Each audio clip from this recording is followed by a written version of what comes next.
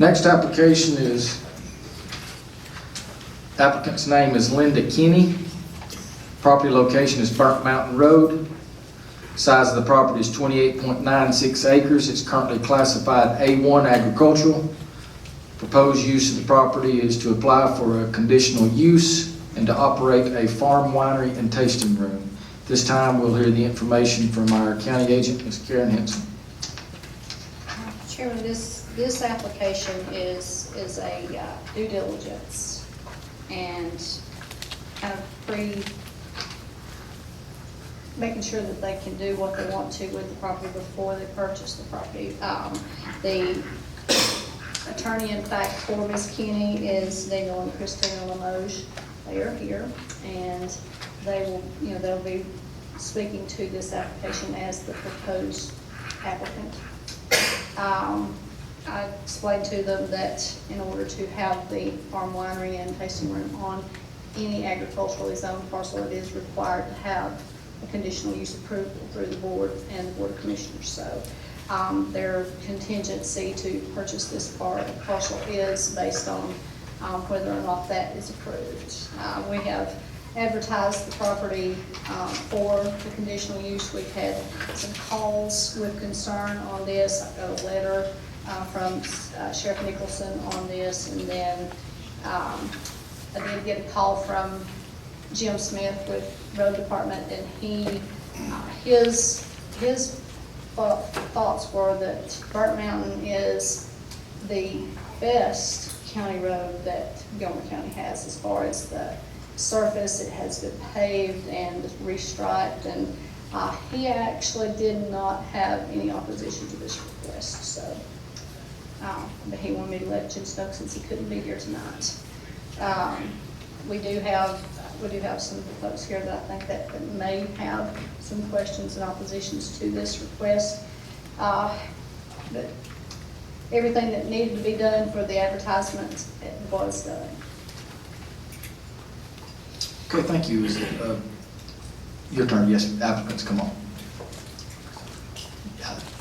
I'm not sure if that one over there works. So I get a crick on that too if I look left. So let me get this straight. Are y'all the ones that's tentatively purchasing? Okay, all right. Yeah, we're under contract for 0 Burnt Mountain Road. My name is Christina Limoges, and this is my husband, Dan Limoges. We're really excited to be potentially part of the growing wine community here in Gilmer County. And basically, it's been our dream to own a vineyard for a long time, if you can imagine. And we've been searching for the right property for about 2 years now. So I really think we found it with 0 Burnt Mountain Road. Our goal is to grow the highest quality grapes that we can using sustainable farming practices, promote biodiversity, reinvigorate the land, and just leave it better than when we found it. And upon conditional approval, we would, within the first couple of years, plant between 3 to 5 acres of grapes, build a tasting room, and in the future, also a small residence on the property. So we're open to answer any questions or concerns if you'd like to go into detail. Does the board have any questions now, or do they want to wait until the rebuttal session? What is your final size of your vineyard? I think about 10 acres long term.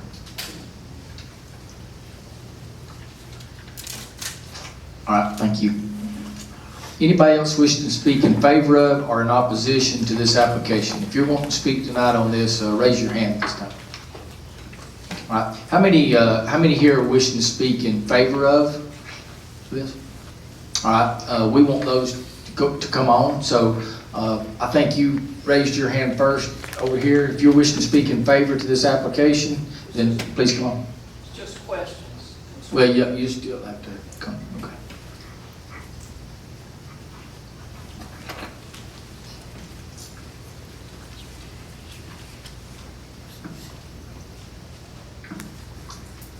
My name is Sue Schuler. I live on Burnt Mountain Road, directly across the road from where the winery would be. And I'm speaking on my husband's behalf, as well as our daughter who lives down the road, and my brother and sister-in-law who also live down the road. So we're all kind of one family unit up there. We just have some questions that we'd like to have answered. One of those is what the days and hours of operation would be of the vineyard. Also, if you're going to be operating at night, would you have floodlights? Because we kind of like our darkness at night where we live. And also, if you're going to have a tasting room, where would that location be in relationship to Burnt Mountain Road? Because our concern is parking, if you would have a designated parking area sufficient to accommodate what your hopeful are, what your hopes are for your traffic there, for your business. And also, we have a lot of bears in our community, and they like grapes. So our concern was, what do you have in mind for controlling the frequency of the bears coming to your vineyard and our surrounding area? Because we have quite a bit now already. And also, have you done any type of general environmental study as far as how the vineyard would impact the area? And I think that's, and also, do you have a layout or a design map of what you propose, where everything is going to be located on the property? I think that's about it. Right, thank you. They'll have an opportunity to address those in their rebuttal session, so Okay. thank you. Thank you. Back here? Yes, sir.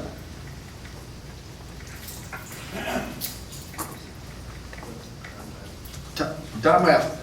Sorry, we gotta change the tape. No, you're good. You stay right there. Don't take them for a second. Yeah, I keep forgetting. You're going to get a flag over there and wave your flag. Need a whistle. Yeah.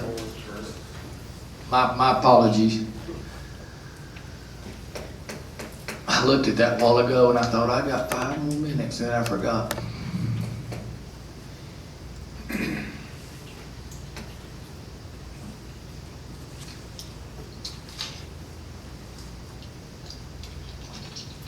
Do we need to take a quick 3-minute? If we do, I'll take a quick 3-minute. If everybody's good, we'll continue on. We're rolling. Yes, sir. Bobby McNeil, 1862 Orchard Lane, Talking Rock, Georgia, 30175. And also one of the owners of one of the local wineries, Chateau Maitre, and here to speak on behalf of the Lamache family. I think it's wonderful that we have another family that wants to bring their dream to Gilmer County. We have seen a rise of applications that have come before this board here, and we certainly appreciate everything you've done to help improve the applications that have come before you. I do want you to know, serving alcohol is a very serious business. And you may hear some things tonight about serving alcohol in Gilmer County and how that may or may not have a negative effect on the driving within our county, the drivers within our county. But I want you to know that we take serving alcohol extremely serious at Chateau Maitre, and I will tell you that, speaking on behalf of the other wineries in the county, we all take it very seriously. As a matter of fact, we are, with the most recent discussion around the number of wineries that have come, we've reached out to Scott Weitrich, the owner of the Training Institute, which is a nationally recognized organization, to come in and do intense training with all of our employees and our owners on serving alcohol. And everything from noticing signs of intoxication to how to cut somebody off. And I also want to make a point that our tasting rooms in our wineries close at 6 o'clock. I'm not sure if you're going to hear some things tonight about DUIs and the increase in DUIs and that sort of thing, but I don't doubt that. I don't doubt that across the state of Georgia. I don't doubt that across the California to New York, the increase in DUIs that are given out there. But I will tell you that I know for a fact that most DUIs happen after 6 p.m. and you can research that yourself if you'd like. And our wineries close at 6 o'clock. And we're not a nighttime business, we're not a bar, we're not a nightclub. We do offer tastings. That is the driving force of our business. The second driving force of that is that people who do tastings take bottles home with them. They don't sit around and drink bottles and bottles of wine at our vineyard. And if they do, I have called the sheriff myself one time for somebody who was slipping somebody drinks, and and they had too much to drink on our property, and we made sure we handled it properly. As I said in my opening statement, we take serving alcohol very serious. It's a privilege to serve alcohol in this county, in this state, and we understand that. Thank you. We had another hand back here. Yep.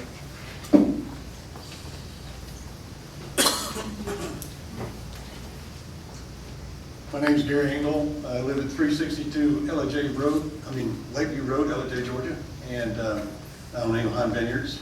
I'm also the president of the Georgia Wine Producers, and I'm speaking on behalf of the Lamage family. It's a dream that I'm experiencing, that I'm living, and I think we're providing a real positive impact to the county. The state law allows that we can have farm wineries, and we're in compliance with that, and we're very anal about that, as Bobby just mentioned, about the training of our employees and doing things properly. It's important to understand that we're not bars. We don't intend to be bars. We're tasting rooms, and it's a family type thing. I have families come out all the time, and it's really about a place for families to get away, people that go to that have come to visit, people come to visit and whatnot at our establishments. If you look at across the board, the empirical data that supports wineries, it would be interesting to see that I don't think that you'll see any increased incidence of any problems with DUIs and stuff above the rest of the state or counties that don't have it. It's, as Bobby said, we stop serving about 6 o'clock that night, and we don't open until about 12:30 to answer the latest question that was asking questions earlier. Sunday, for example, you can't serve before 12:30, it's law. And so we're very particular about doing that, and we rarely have events that go later than that.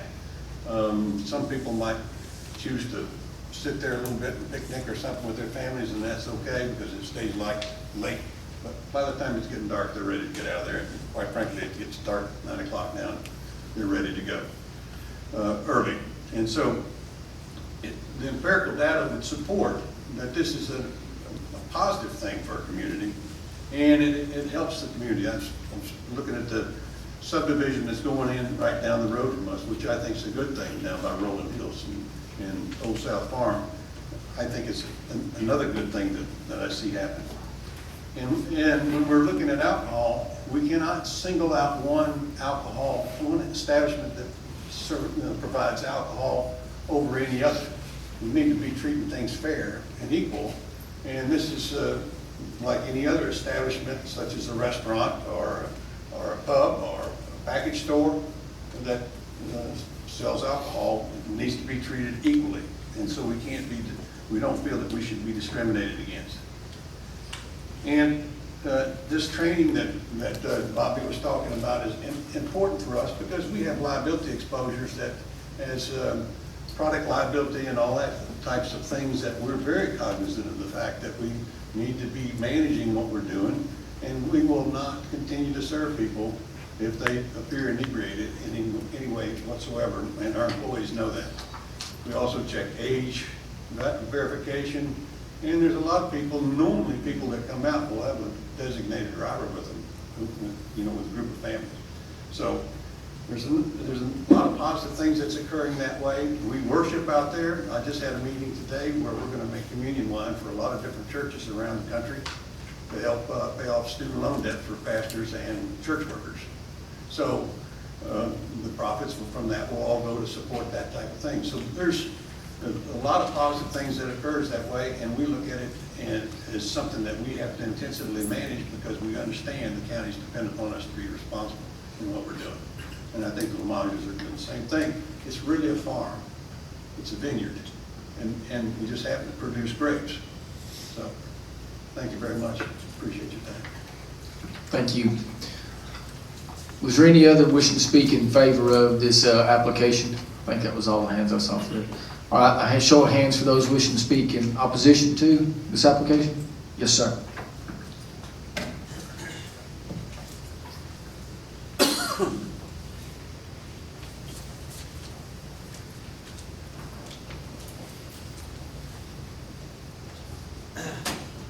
Jerry Boback, 5573 Burnt Mountain Road. I have the 100 acres next door to this property. Burnt Mountain Road is unique to Gilmer County. But on the part of being unique is it's extremely steep and extremely dangerous. Case in point, less than 30 days ago, my kids come home, Dad or somebody just went over the mountain. I spent many years in law enforcement. I just acted. I grabbed my tow strap, I grabbed the hammer, and I went, 1 mile from the house up the hill. Anybody that doesn't believe there's a good Lord, there's a good Lord, because how this lady's truck didn't go all the way down the mountain, because there was like 6 saplings that were probably at best 2 inches down, keeping her truck from going the rest of the way down the mountain. And she lives right down the street on Burnt Mountain Road. She wasn't inebriated, she wasn't anything, other than she just, for some reason, lost control that one night. But understand this, my kids had time to come home, tell me, I threw on some jeans, threw on some boots, grabbed a toast, and I went up there. Still no emergency medical staff. Now there was about 6 or 8 vehicles looking down the mountain at her. So I pulled my truck in there. I tied the strap up. Again, I spent many years, in law enforcement. We just act. I tied it off to my vehicle, went down the hill, tied it off to her vehicle, and by that time there's probably 10 or 12 people standing there, and they were holding the straps. Well, I went underneath the vehicle and broke her window out and pulled the lady out. By that time, 2 people from the Dawson Pickens, say up on top of Burnt Mountain, all we have is volunteer fire department. Nobody can get to us in time. And understand something. The lady went off the mountain. My kids had time to come to the house. I had time to throw on some jeans, throw on some boots, and go down there, get the thing strapped up and everything, not bust the window up, pull her out. And that probably took 20 minutes, and just then, as I was done, 2 people from the volunteer fire department showed up, along with Pickens County Sheriff's Office. Because what's unique about Burnt Mountain is all 3 counties come together. Burnt Mountain has Gilmer, Pickens, and Dawson all converge on Burnt Mountain. And the mountain is dangerous enough as it is.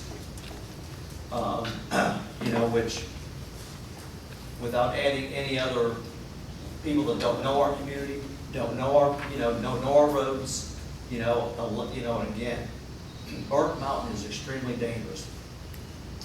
Burnt Mountain, this is supposed to be the Viking capital of Georgia, along with the apple capital of Georgia. Well, Burnt Mountain, where do you think they train with bikes? On Burnt Mountain. So, adding a winery is a concern to me for those of us that run it every day. I run Burnt Mountain Road 6 days a week. And, I'm sure these guys are great folks, and I hope they do well in life. I've been blessed, and I want everybody to be blessed. But my concern is strictly public safety. And I'm going to give you letters that were written by Stacy Nicholson, that his concern. Oh, do you already have these letters? Okay. All right. Now the other letter you're going to find in here is from the Dawson Pickens emergency medical staff. Their concerns about Burnt Mountain. And you're going to, and then they'll also, Donnie Craig, the sheriff of Pickens County, just advised me that that both him and the commissioner will be writing letters to Gilmer County also. Again, this is strictly a public safety issue. As you can see, they explain to you right in both those letters their concerns about how steep and how windy the roads are. We don't have the emergency medical staff to help us, let alone, if there are any impaired drivers. Not even impaired drivers, folks. Just people who come from out of town that don't know our mountain. It's steep and it's windy. When we have a dusting LJ, we'll get 6 inches. And typically, you know, we can be there 3 days before Gilmer County comes in, you know, and plows the roads. So, you know, with a lot of us, it's strictly along with the, you know, with all the emergency medical people, that, you know, and law enforcement that are concerned about it. We're just concerned about public safety, especially on that road. That's all I have. Thank you. Yes, sir. The applicants wish to come back and speak.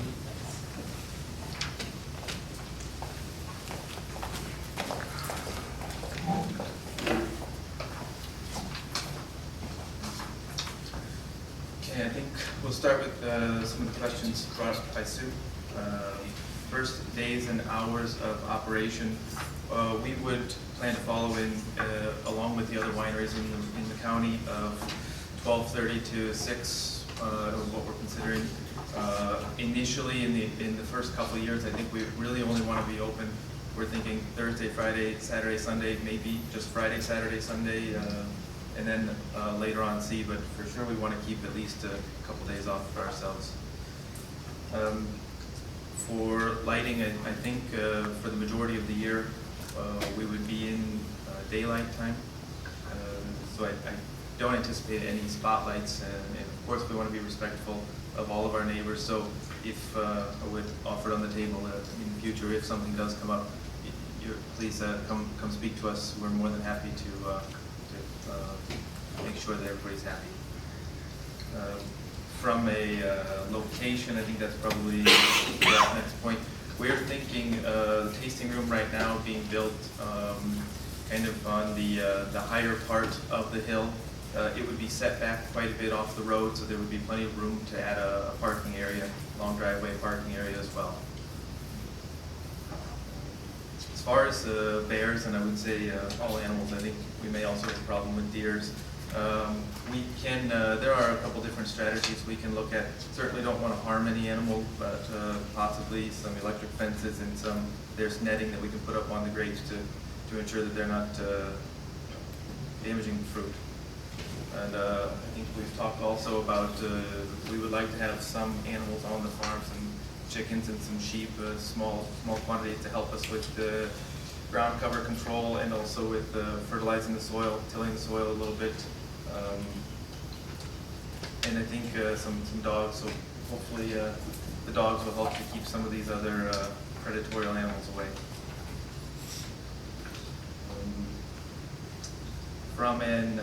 You mentioned also an environmental study. So we've been working on a soil analysis with the well digging company, and we're just waiting on the results from some of those right now. But we are really trying to make sure that everything is in order to get the right end result. Yes, and we're working closely with the University of Georgia Department of Viticulture to make sure that we are following the best farming practices, and we would eventually like to even help out the community and implement sort of an internship program with some of the students to get them some hands-on experience.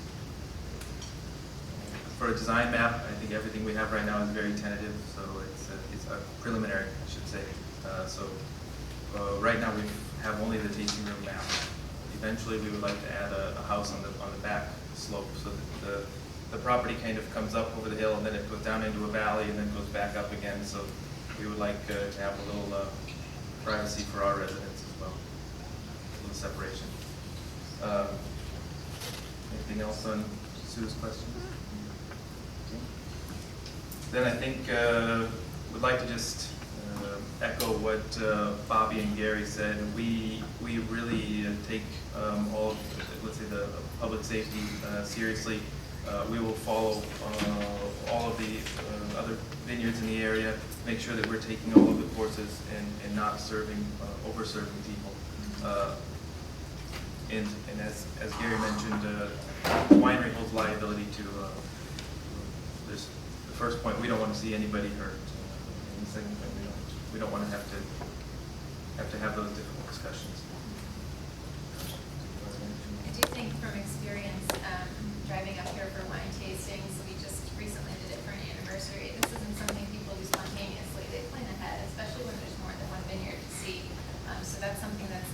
great about this community because there's strength in numbers for us. The more vineyards that we have, the more people are making this a weekend destination. They're planning PDs, they're planning chauffeurs to drive them around. They're planning this weeks and months in advance. So no one's just spontaneously coming to visit 5 or 6 vineyards in one day and get drunk.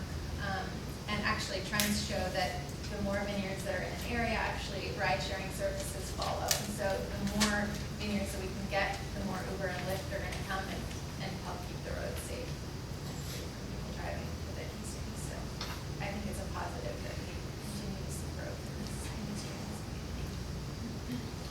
And then I think the last we'd like to address some of your points, Jerry. Really appreciate you bringing those up. As mentioned, we share some of the same concerns regarding the steep slopes. There's, I would say, a good and a bad with those slopes. We love the slopes on this property because it's going to help us out tremendously with both frost protection of the vines and with water runoff, so that we're not ending up with too vigorous of vines. The downside is, as you mentioned, Jerry, it can cause accidents. From everything you've illustrated for us, to be honest, it sounds like there's an issue that probably needs to be addressed, whether there's an additional winery or not. If the roads are really that dangerous, maybe there's something else that has to be done.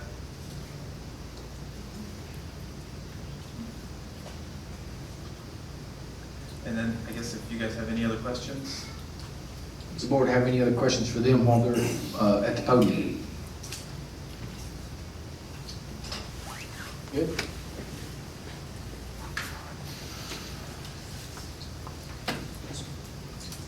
How far is the vineyard from 52 East? I'm really not that good with roads yet. Which one is 52 East? 4.8 miles. It's right at 5 miles. Yeah, right at 5 miles. Yeah, thank you. We're still learning the roads. Any other questions for the applicant while they're still at the podium? All right, thank you. This time we'll close the, Could I have an opportunity to speak on their behalf, or is it already closed? that, if you'll make it real brief, I'll allow it before I close it, but I asked for a show of hands a while ago and I didn't see I'm you. sorry, I didn't raise my. It'll have to be brief. I'll make it very brief. My name is Billy Branch. I live at 1203 East New Pope Road in LJ. Been a resident of LJ for some time. I have several friends that have been to, that own some of the vineyards I've been to, and again, they are not bars. They're not Hell's Angels hangouts or anything like that. I've never seen anybody get out of control in that nature. And I know Pickens County has recently, if I recall, I think they've recently approved a winery in Penn or something, one of those wineries. So I'm not sure how opposed they are to it. As far as, and I understand your concerns about the roads. I live way out Roy Road, and I'll say way out. I've seen, without a winery or any place out there, I've seen several fatal accidents just anyway. So I don't know if Burnt Mountain Road, and I've ridden up and down it many times on a motorcycle and just, I'm not sure if it's really any more dangerous than any of the other roads around the county or anything like that. And respect your opinion, I will be brief. Thank you for the opportunity. Thank you. This time we'll close the public hearing, recess back to our regular board meeting. Is there any discussion among the board?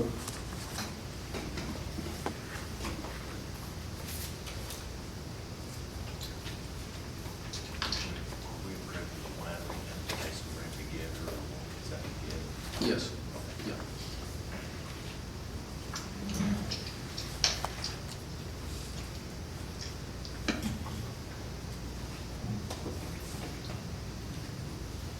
As far as the road concerns, I would probably echo Jim Smith's comments as far as the quality of the road in that area. Although it is curvy, like every other road in this county that I'm aware of, over the 515. You live in the mountains. Yeah, it's as passable a road as any. And, you know, as far as concerns about the snow, I understand that too, but chances are if it snows, nobody's going to get there anyway, so. That being said, I would recommend approval. Second. We have a move and a second to recommend approval for this conditional use. All in favor say aye. Aye. Any opposed say no. No. And the ayes have it.